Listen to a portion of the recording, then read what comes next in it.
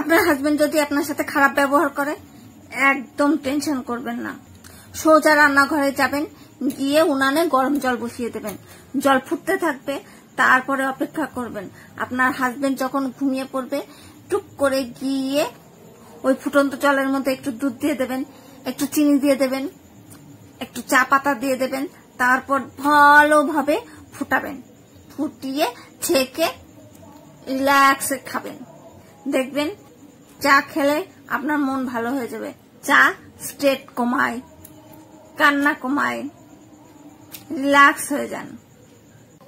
মানুষ মদ খাইবো, গাঁজা খাইবো, সিগারেট খাইবো, বেশি জর্দা দিয়ে পান খাইবো, ভাতের তরকারিতে সমপরিমাণ কাঁচা লবণ খাইবো, এতে কোনো দোষ নাই, কোনো রোগ নাই।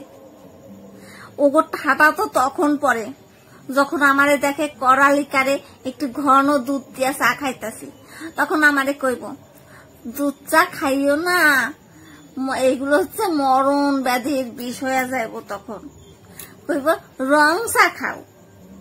ভাই, তোমরা রং চা খাইয়া স্বাস্থ্যের উন্নতি করো, 100 বছর 500 বছর বাইচা থাকো, কিন্তু আমারে ছাইরা দাও। আমি দুধ চা খাইয়ে আগেই পটল তুলুম, তোমাকে জন্য স্বর্গে ভালো করে আসন পাইতা রাখুন, আসন পাইতা অপেক্ষা করুন।